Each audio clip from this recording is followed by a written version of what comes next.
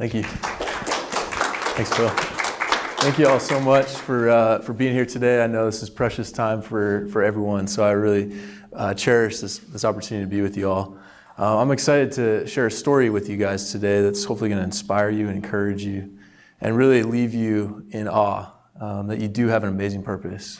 Wherever you're at, that you have an incredible purpose right where you're at. And so I'm going to share this story, and there's something unique about a story. When someone says that there's a story out there for you, it kind of resonates with you in a different way than when you hear truth or facts or a date or something like that. But when you hear a story, stories stick with you in a very unique way. And so this story, I hope, will kind of echo in your heart as you leave from here today and make you think and really consider that you truly do have an incredible purpose right where you're at. I'm going to take you back a few years. I was a student at USC, University of Southern California, down in Los Angeles. Don't worry, my parents didn't help me get in. So my parents aren't celebrities, so I think I got in on my own merit. But I was a student there just trying to find my way and trying to figure out what I was going to do in my career after I graduated. And I stumbled into journalism. I wanted to be a sports writer and write about sports. I had loved watching ESPN as a kid and reading the sports section of the newspaper and Sports Illustrated. So I figured, why don't I go be a sports reporter? I kind of combine my passions and do something I'm really excited about. So my first assignment in being a journalism major was to write for the school newspaper, the Daily Trojan. And so I go to the Daily Trojan, and they assigned me to cover women's volleyball, my first assignment. And I had never seen a women's volleyball match in my life. So here I am on Wikipedia trying to learn the scoring system. And I mean, I was struggling. I was really fighting to keep my head above water here. It was a fish out of water, totally. And a couple weeks into this volleyball assignment for the school newspaper, the editor says, "Hey, we have an opening on the football beat. Would you like to cover the football team?" Before he could even finish asking the question, I was like, yes, count me in, let's go. Because I actually knew what football was. I actually had watched a football game before in my life and actually knew how to keep track of football scores and all that. So here I am, I go and start covering the football team at USC, and this was right at the start of their run. For the next 3 years, they went to 3 straight national championship games. They won 34 consecutive games. They went on this unprecedented run in college football in the mid-2000s. And I got to cover the team for those 3 years. I got to go to all 3 of those national championship games. I got to go to 2 Heisman Trophy ceremonies. I got to go to every single home and away football game as my job in college. Now, many of you who went to college, you probably had some pretty crazy jobs in college. A lot of my friends had some pretty funky jobs, like janitor in the middle of the night in the dorms, or like working in the IT department in the middle of the night, keeping stuff running. I got to have an incredible job of covering a football team, the number 1 team in the country, every home and away game, travel, all that stuff. And this was what I was getting paid to do as a college student. And I was living a dream. This was unbelievable. And so I was gearing up to graduate 3 years later, and I lived this amazing journey. And I wanted to write one final good story about the football team before I left. And so I'm searching around, digging around, trying to find one final good story for this student newspaper, and I see a little alert that comes up that says walk-on tryouts for the football team are coming up. And so walk-ons are the end of the bench guys. They don't get scholarships to play in college, so they're paying their own way to be there. They don't get newspaper articles written about them. They're never on SportsCenter. They're kind of the unheralded guys. And so I was like, why don't I write an article about these guys? Do something that hadn't really been done before. And so I start interviewing some guys that are going to go through this tryout, and it's kind of an open casting call. Any student at USC can try out for the team. And so here I am interviewing some guys that are going to go through this, and in this process it hits me, well, why don't I go through the tryout myself? Really bring people on the inside, show people a first-person perspective of how hard this is to go through the tryout for the number 1 college football team in the country. Now, before I go any further, I do have to be honest with you guys. Not only, as I mentioned, was I a student newspaper reporter, I was really skinny, I was 165 pounds, but on top of that, the last time I played football was in 5th grade. So it had been more than 10 years since I played football, and here I was going through the tryout for the number 1 college football team in the country. So this is going to be a total joke. I mean, here I was, student newspaper reporter, going through the tryout for the best team in the country, having not played football since 5th grade. I could go through this tryout, show how hard it is, and really just make fun of myself. And it would just be a total joke of an article. So I go through the tryout, and I'm really just soaking it all up. This was going to be the story of a lifetime. I get home that night, and I hit a gold mine. This was the coolest story I could have ever imagined. I got to try out for this football team. There's Pete Carroll, who was head coach of USC at the time, yelling at me during the tryout. I mean, running 40-yard dash for the first time in my life. I mean, this was so cool. And I'm bringing all the readers on the inside. This is such an amazing opportunity. And so I go home, I start writing my story, and I was so excited to put this together. And the next morning I get a phone call saying, "Hey, is this Ben Malcolmson?" I was like, "Yeah, this is Ben." And the lady on the other end of the line goes, "Well, you made the football team."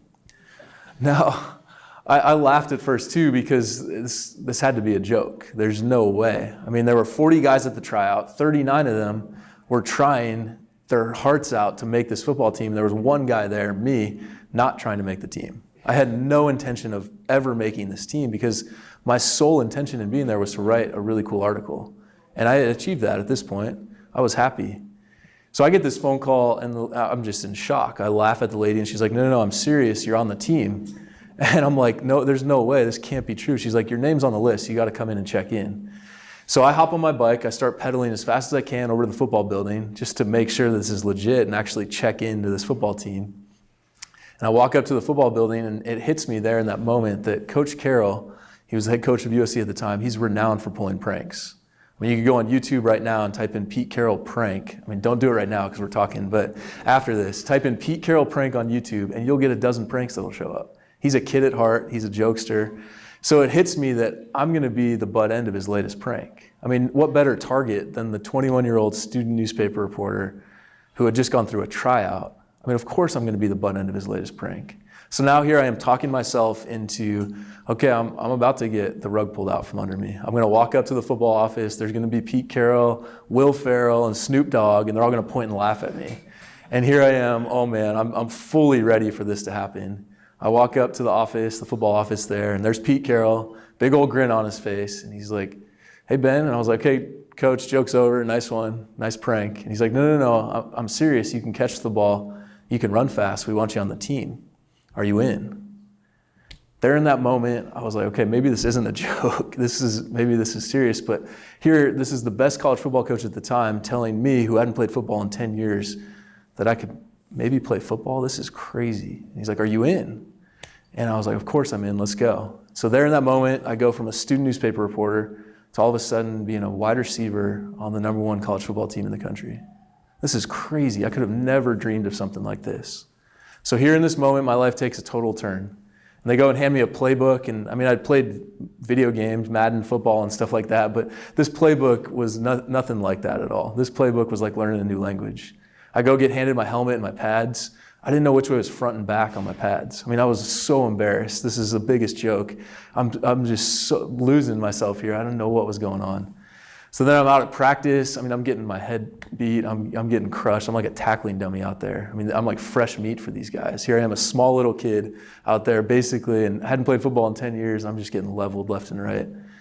I'm starting to get the hang of it. It took a couple weeks, and I was starting to gain some weight. I went to Taco Bell a lot late at night, started to gain some weight, and was lifting a lot of weight and all that, and starting to learn the playbook, and I'm starting to actually feel and look a little bit more like a football player, little by little, day after day. And about a month into spring practice, I'm out blocking on a play, and I get my arm caught in a guy's pad, and we roll over in this freak injury. I'm lying there on the field, my shoulder's dislocated. And the doctors rush out, they send me to the hospital there on campus, and they say, "You need emergency reconstructive surgery on your shoulder because your shoulder's just destroyed." So there, in the span of a month, I go from a student newspaper reporter who had been typing to all of a sudden being on the football field, getting beaten left and right, and now here I am, I have to get emergency reconstructive surgery on my shoulder. So my dream that I'd started to live into and started to take hold of, this newfound new life that I had, this new dream that was all exciting, it's all of a sudden gets ripped from my hands. I was crushed. I was so discouraged and devastated. And maybe you've been in a situation like that too, where you feel like, man, I'm onto something here. I'm onto something really cool and really exciting. And then all of a sudden it gets taken from you. So I just decided I was going to devote myself to the rehab process. The doctor said I was going to be out for 9 months, but maybe I could get back quicker. Maybe I could get back just a little bit faster than 9 months. I just poured myself into this rehab process and just tried to get back a little bit faster.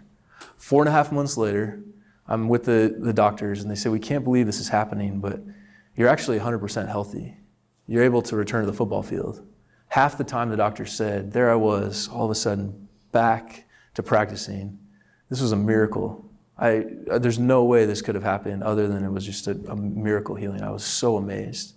So there I am, back to practicing that fall, suiting up for practice, and then for home games, I get to dress out in the uniform and run out of the tunnel at the LA Coliseum, 92,000 people. This was incredible. It was just literally living a dream. And I was content just doing that, but I was alone in that thought because there was a group of students that wanted to see me get into a game, so they started a campaign called Get Ben In. And they wanted to see just the guy who represented the average student, not the huge muscled up football player, but just the normal student get into a game for this number one team. And so they started this campaign, they made t-shirts, they made posters, they started chants in the student section, Get Ben In. And we make it to the last home game of the year. I hadn't played yet. And it's number 6 Notre Dame versus number 3 USC at the LA Coliseum, 92,000 people. Yeah, so that story in and of itself, I mean, we could walk out of here and be like, oh, wow, it was a really cool story. It's really cute, and I'm kind of inspired. It was a unique little football story. But the best part about that story is what God was doing behind the scenes. What I mentioned at the beginning, that this sense of purpose that we all have. And when I made that team, I had this deep, overwhelming sense that God had put me on that team for a reason, that I was there for a purpose.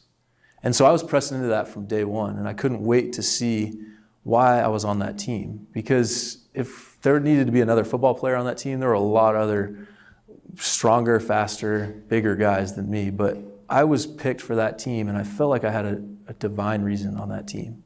So I was pressing into it. I couldn't wait to see why I was on that team. And a month or so into being on the team, I get this nudge on my heart that I need to start a Bible study for the team.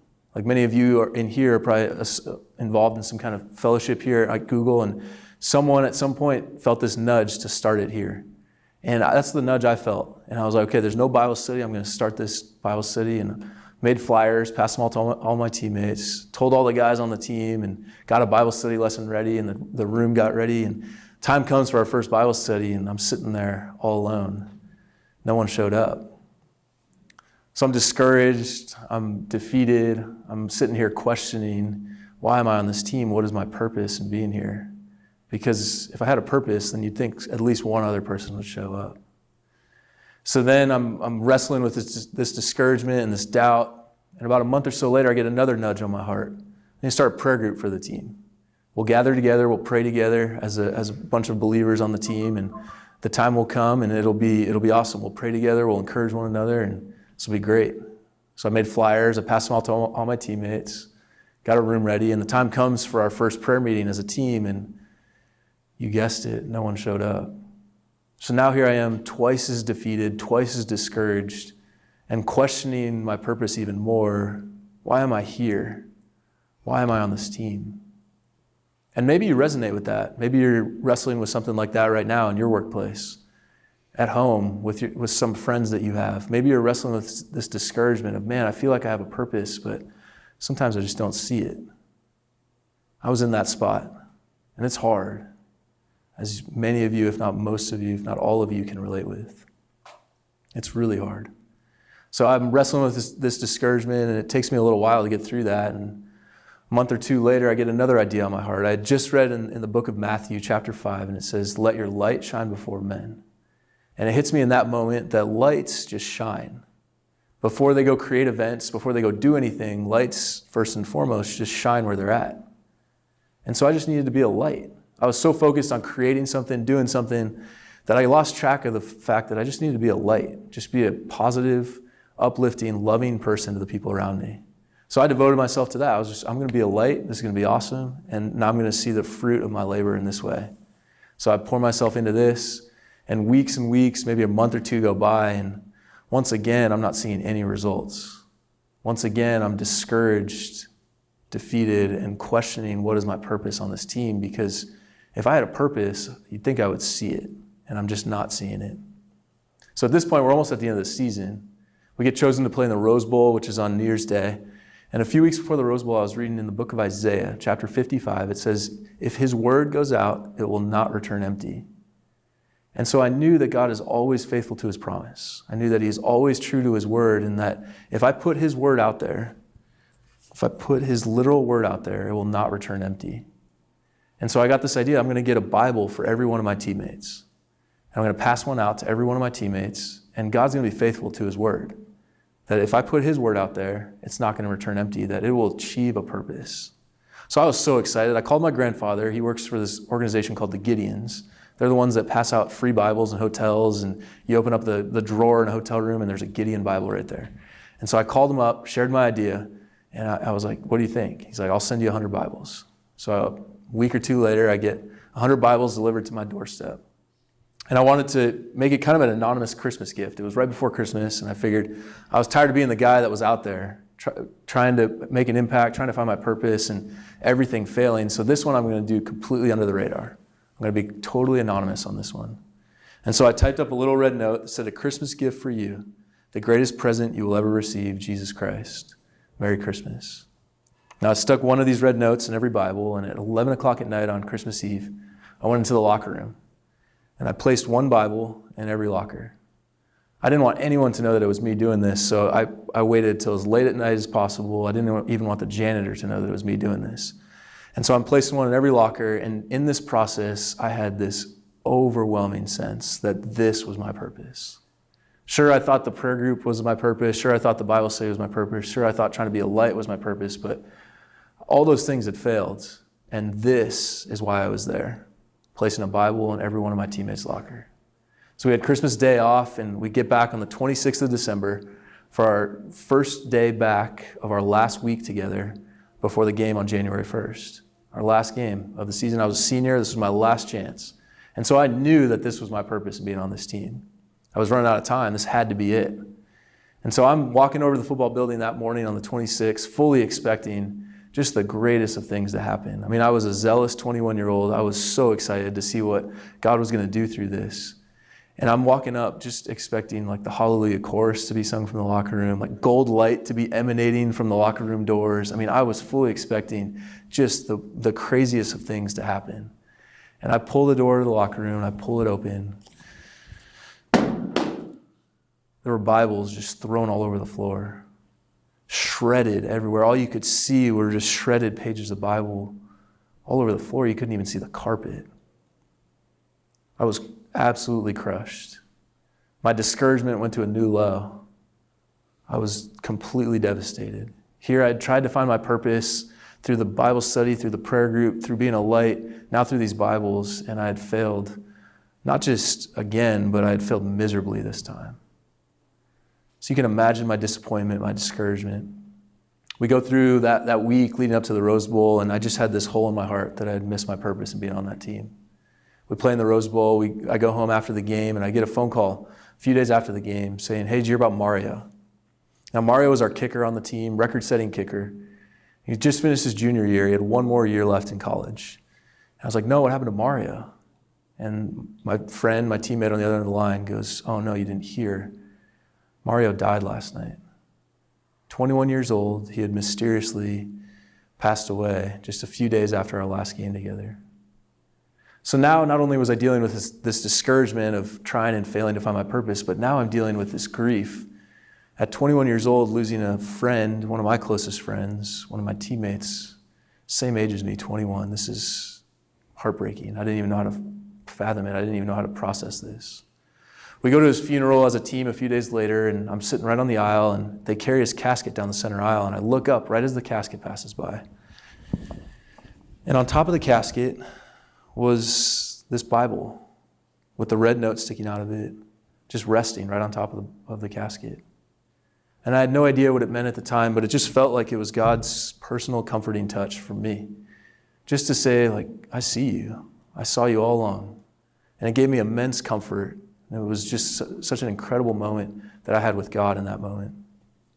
So then I ended up, a few months later, after working through that grief and all that stuff, I ended up starting to work at USC for Coach Pete Carroll there. He was the head coach at the time. And 3 years later, he took the job with the Seattle Seahawks in 2010, asked me to follow him up here, and I moved up not knowing anyone. And for those of you that have moved, either for job or whatnot, and you move and you don't know anyone there. And it's so hard, it's so challenging, and how do you make friends? It's just like the most challenging thing ever. So like I was like desperate to make friends. I'd say hi to someone in the grocery store and I was like, oh, maybe they'll be my friend. You know, like maybe the person behind me in Starbucks, maybe they'll buy my coffee. Maybe we can have a conversation today. Maybe, like I was just so desperate, so lonely to make friends. So I come across this one guy who's a really outgoing guy, and he starts telling me about this group called Young Life. Young Life is a high school mentorship program that's got a big footprint here in the Seattle area. And he starts telling me about this and that they need volunteer leaders. And I was like, whatever it is, I'm in because I need something to do with my time. So I show up at this Young Life informational leader meeting, and I'm just trying to learn what this whole organization is. And as I'm sitting there, a former teammate of mine walks through the door. His name was Taylor. He was our punter on the team. Now, I hadn't seen him in 4 years. The last time I saw him was at Mario's funeral 4 years earlier, 1,000 miles from where we were at this point, right outside Seattle. This is crazy. What are we both doing in this spot? So we remove ourselves from this meeting. We're catching up. And he's like, dude, my life has totally turned around the last few years. I was like, well, what happened? He's like, do you remember the last week we were on the team together, there were Bibles in all of our lockers? Now, I hadn't thought about these Bibles in years, because these Bibles with the red note sticking out of it, they symbolize discouragement, they symbolize defeat, and ultimately they symbolize the death of a friend and a teammate of mine. So when he said that, my initial reaction was just play dumb. So I go, yeah, I don't know, I kind of remember those, I don't really know. Yeah, what about those Bibles? And so he starts to tell me that he grew up in a Christian home, he grew up going to church. When he went to college, he decided to leave the faith and kind of live life on his own terms and do things the way he wanted to do it. And so he's going about his daily life in college, and for 4 years does his own thing. So when he sees a Bible in his locker that morning, his last week on the team, he's kind of confused, and he's also a little annoyed, like, what is this Bible doing here? I don't really need this right now. He throws it in the back of his locker. And he's going to go out to the practice field that day, and he's thinking he's the last one to leave the locker room. And he's pushing the door to go out to the field, and he hears a voice in the back corner of the locker room going, what is this? And so he was confused because he thought he was the last one in there, and he turns around, and there's Mario, our kicker, sitting in his locker, thumbing through the Bible, going, what is this? And so Taylor tells me that he turns around and he screams across the locker room, Mario, have you never seen a Bible before? Mario's like, what am I supposed to do with this thing? Taylor and Mario, they were best of friends. They were the punter and the kicker. They spent all their time together. And so Taylor, for some reason, sets down his helmet and his pads there at the doorstep, turns around, walks back, and sits down next to Mario, and for 45 minutes takes him through the Bible. Every word and read are the words of Jesus Christ, the Son of God, the Savior of the world, the one who came to die, to take on your sins, to make you right with God. They missed half of practice that day. Taylor said for the rest of that week, Mario couldn't put the Bible down. He couldn't get enough. He was asking questions. He was just constantly reading. Every spare moment he had, every bus ride, every few minutes between meetings, Mario couldn't put the Bible down. Taylor said just a few days before the game, he and Mario had a conversation where Mario had started walking with God in a brand new way. Started walking towards God in just the final few days before the game. So then Taylor gets the same phone call I did just a few days later, that his teammate, his friend, had died.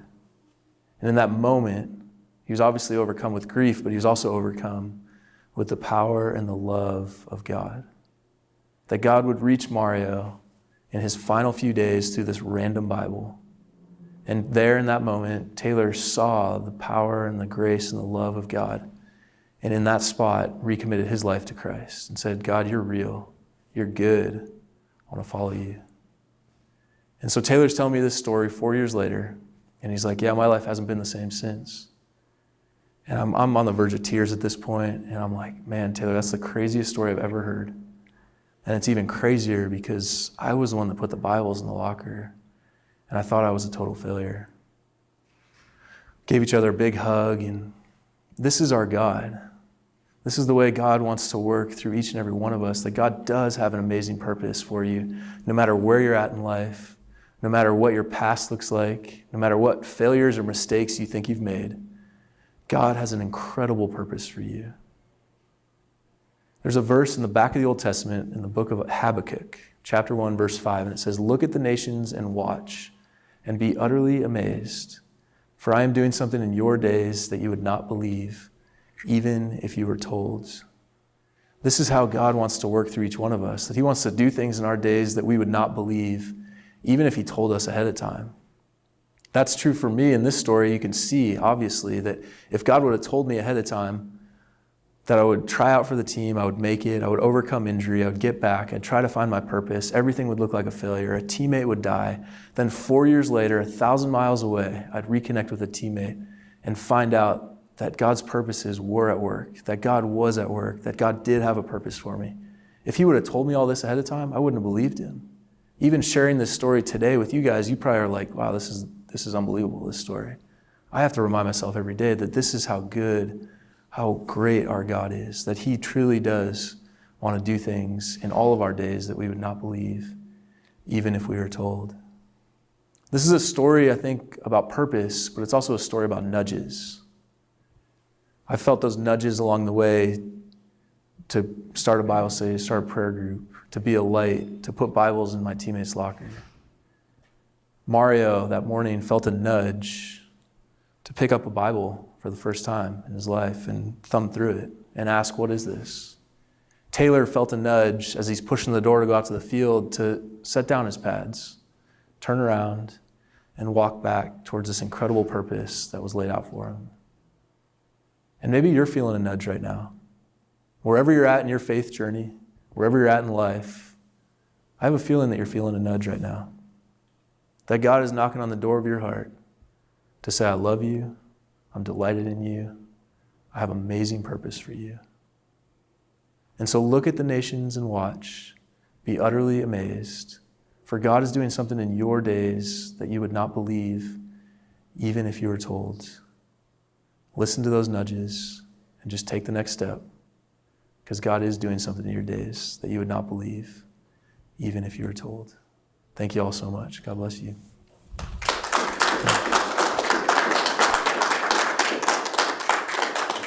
There you go. Yeah, that's really, really powerful. Thanks for coming, Ben. What do you see the Lord doing through you where you are today? You know, you're still next to Pete and all these guys who are so far in their career, and how do you see him, you know, nudging you and using you where you are today? Yeah, that's a great question. And I think what this story has taught me all along is that we often don't see the fruit of our labor in the moment. That, like that story, it took me 4 years later to see what God was doing all along. And so I feel that today. I still feel discouraged today. Man, like, do I have a purpose in the spot that I'm in? And so I'm just trusting and knowing and just hopefully following the nudge every day that God is placing me there for a reason. And I might not see the results. Just like many of you in here, maybe you don't see the results right now to why God has you where you're at. But just to know and to trust that God is working. And so I feel that every day. It's like a wrestle every day. Like, do I listen to discouragement, or do I listen to the truth of God that he does have a purpose? And maybe someday down the road, or when we all get to heaven someday, we'll get to see what God was doing all along. So thanks for that question. So when you're the butt of a prank, you know, like, I can so see that happening, because from what little I know there's a lot of pranking. And so what do you suggest is the best mindset going into a prank? To not take yourself too seriously. I think we a lot of times we can take ourselves way too serious, but that's the great thing about Coach Carroll, is that he's always keeping things light and fun, and I think that's what it's all about. So that's a great question, though. And hopefully the prank's not coming to me. I hope he doesn't tell me 12 years later that it was all a joke. So yeah, thank you for that question. Awesome. Well, thank you all so much. I appreciate your time. And if that story impacted you, the book just came out a few months ago, and it captures that story plus many other things. And whether you have a friend who's into sports, or a young person who's searching for their purpose, or maybe even a friend or a family member, I think and I know that this book will reach them in a really special way. So I hope you get a chance to pick one up. Thank you. Thank you all.